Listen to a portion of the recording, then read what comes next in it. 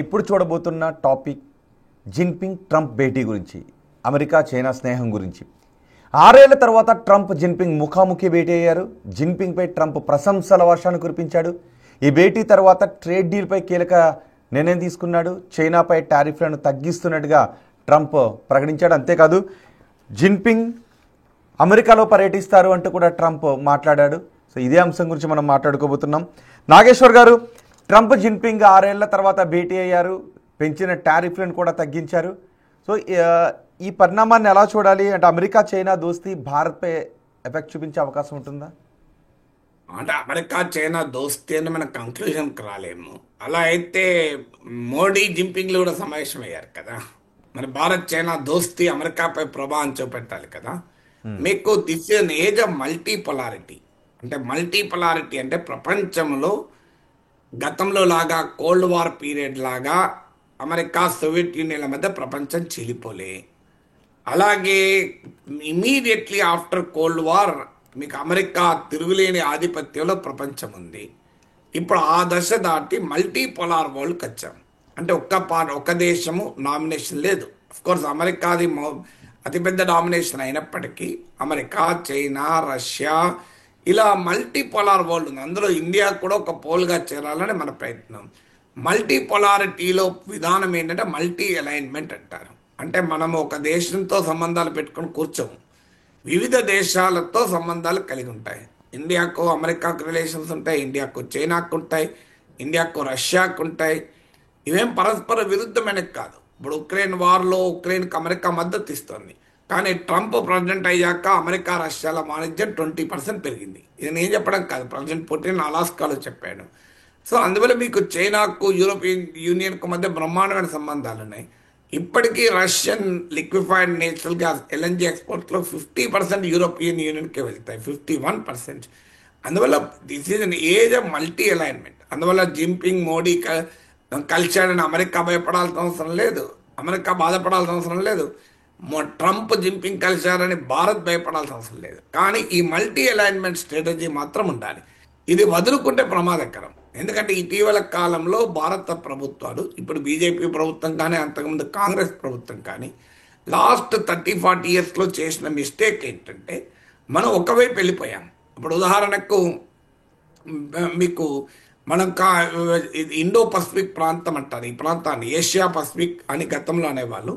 దాని ఇండియాకి ఏదో ఇంపార్టెన్స్ ఇచ్చినట్టు అమెరికా బిల్డప్ ఇవ్వడానికి పెంటగాన్ దాన్ని ఇండో పసిఫిక్గా మార్చింది. ఈ ప్రాంతంలో చైనాకు వ్యతిరేకంగా అమెరికా కూటమి కట్టింది, జపాన్, ఆస్ట్రేలియాలతో కలిసి. అందులో ఇండియా భాగమై యాంటీ చైనా క్వాడ్లో మనం భాగమయ్యాము. సో దానివల్ల ఏం జరుగుతుంది అంటే మనకు చైనాకు వ్యతిరేకంగా అమెరికాతో కలిశాము. దానికి కారణం ఏంటంటే మనకు చైనాకున్న విభేదాల వల్ల. చైనాకు మనకున్న విభేదాలని పరిష్కరించుకోవాలి, ఖచ్చితంగా దాన్ని అడ్రస్ చేయాలి.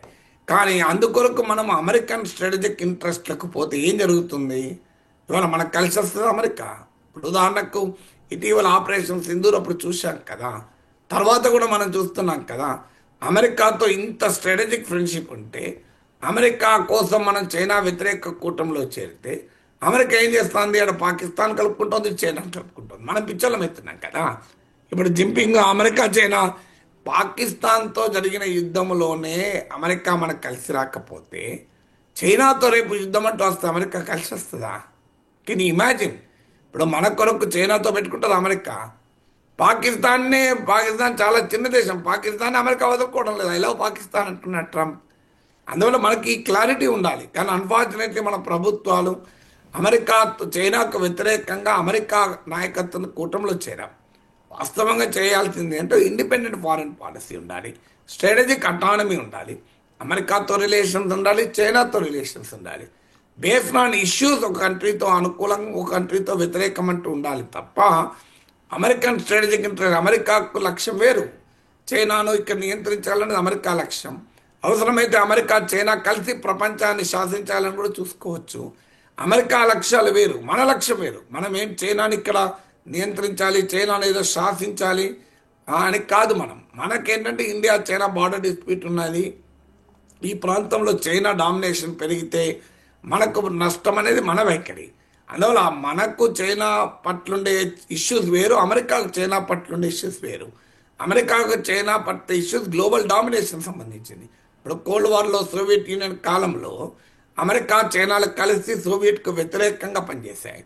ఇప్పుడు అమెరికా రష్యాలు కలిసి చైనాకు వ్యతిరేకంగా పనిచేయాలంటే ట్రంప్ ఎత్తుగడ రివర్స్ కిసింజర్ డిప్లొమసీ అంటారు మీకు. కానీ అది పనిచేయక పుట్టిన వింటలేడు.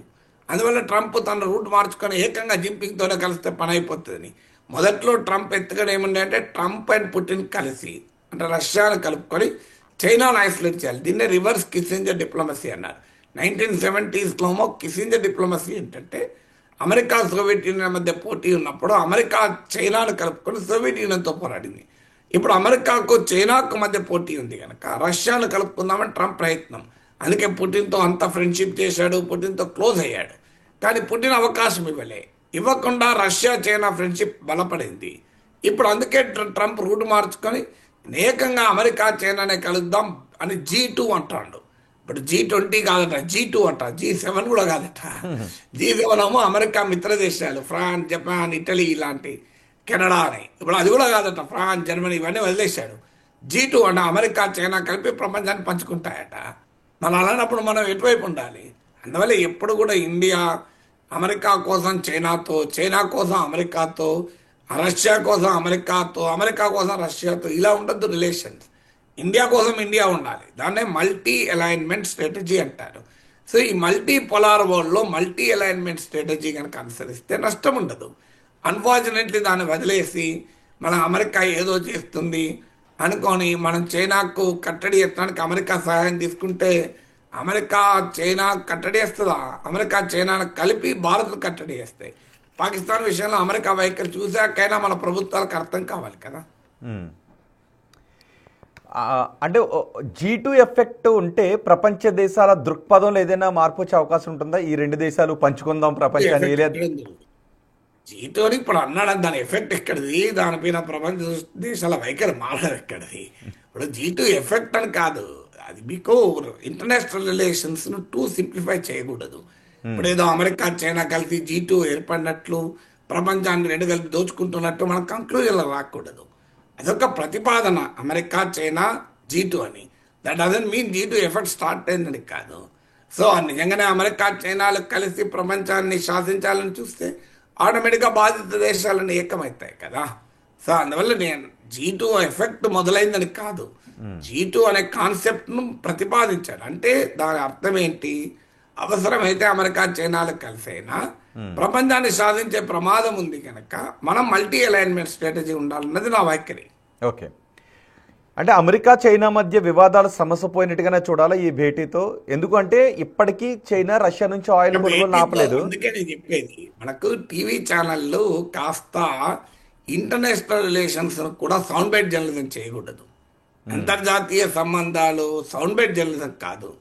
అంతర్జాతీయ సంబంధాలు అనేది ఒక లాంగ్ కాంప్లెక్స్ ప్రాసెస్. ఒక్క మీటింగ్తో మొత్తం సమసిపోడు, మళ్ళీ ఒక మీటింగ్తో జరగకపోతే మొత్తం దెబ్బతినడు, ఇలా ఉండదు. టీవీ ఛానల్లో షౌటింగ్ మ్యాచ్ల లాగా ఉండవు ఇంటర్నేషనల్ రిలేషన్స్ అనేది. అందువల్ల మీడియా ఎప్పుడు కూడా ట్రివియలైజ్ చేయకూడదు.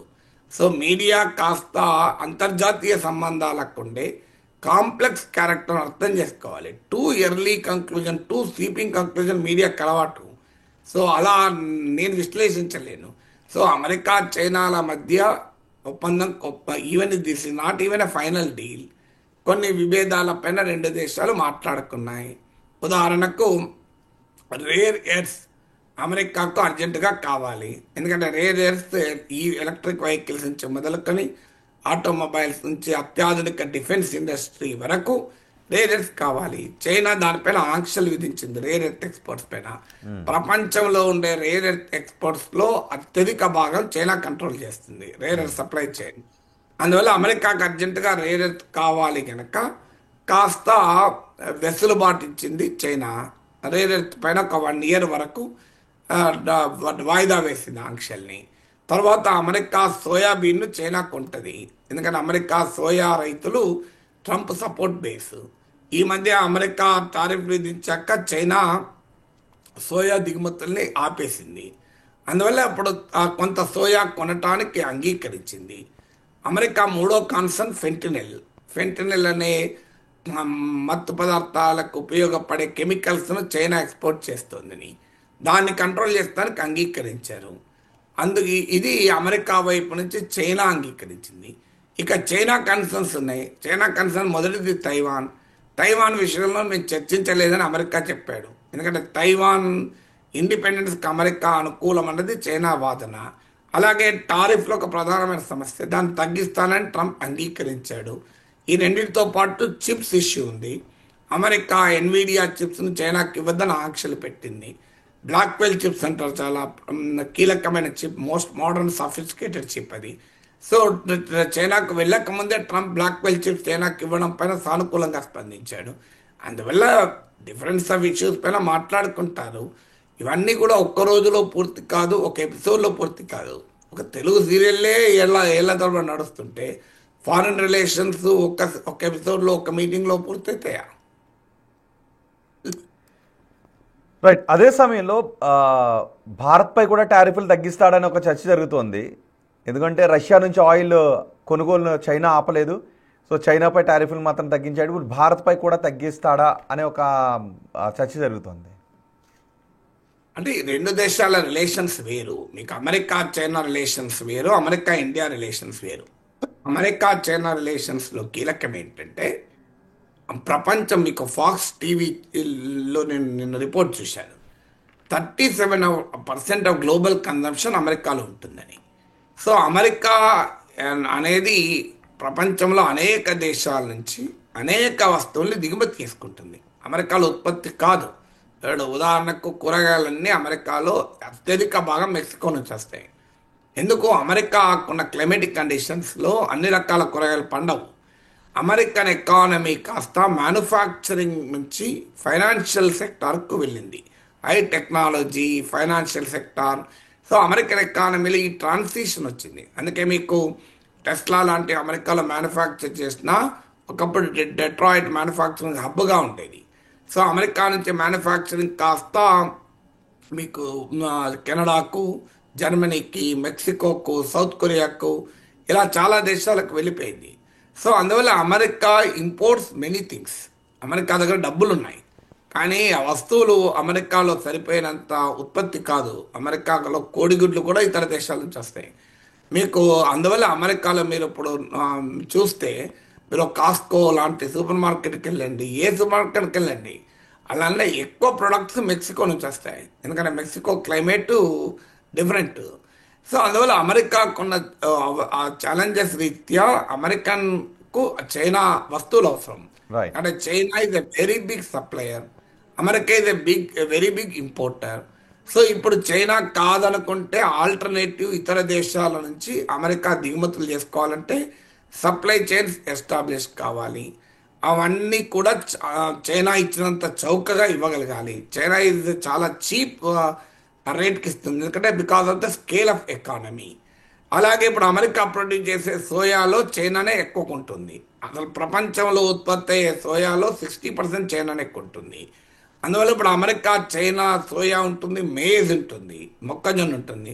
సో అందువల్ల ఈ మ్యూచువల్ డిపెండెన్స్ అమెరికాకు చైనాకు ఉంది. అలాగే ఎన్విడియా చిప్స్ చైనాకు కావాలి, మోడర్న్ చిప్స్.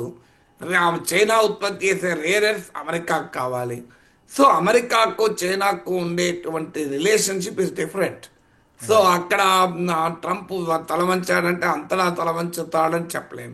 సో ఇండియా పైన అమెరికా అంత ఆధారపడలేదు, చైనా పైన ఆధారపడ్డట్టు. ఒక రకంగా మనమే అమెరికా పైన ఎక్కువ ఆధారపడ్డాం, ఎందుకంటే మనకు వెరీ బిగ్ ఎక్స్పోర్ట్ మార్కెట్. ఉదాహరణకు మన సాఫ్ట్వేర్లో 54% అమెరికాకే వెళ్తుంది, మన సాఫ్ట్వేర్ ఎక్స్పోర్ట్స్లో. మనకు అలాగే జెమ్స్ అండ్ జ్యువెలరీ, రొయ్యలు, మెరైన్ ప్రొడక్ట్స్, మీకు ఇలా టెక్స్టైల్స్, ఫార్మాసిటికల్స్, ఆటోమొబైల్స్, ఇలా మనం ఆటో కాంపోనెంట్స్ చాలా అమెరికాకు ఎగుమతి చేస్తాం. అమెరికా ఇది ఎక్స్పోర్ట్ మార్కెట్ ఫర్ అస్. అందువల్ల మనకు అమెరికా ఇండియాల మధ్య ఉండే రిలేషన్షిప్ వేరు. అందువల్ల ఒక దేశంతో ఒప్పందం కుదిరితే మరో దేశంతో ఒప్పందం అని కాదు. అలాగే చైనా అమెరికాకు కాంపిటీటర్, రైవల్. ఇండియా రైవల్ కాదు. ఒక రకంగా ఇండియా అవసరం ఉంది అమెరికాకు, ఎందుకంటే చైనాకు వ్యతిరేకంగా బ్యాలెన్స్ చేయాలి ఏషియాలో అంటే. సో డైనమిక్స్ అనేది డిఫరెంట్గా ఉంటాయి. అందువల్ల ఒక దేశంతో ఒప్పందం కుదిరిందంటే మరో దేశంతో ఒప్పందం అని కాదు కదా. కరెక్ట్.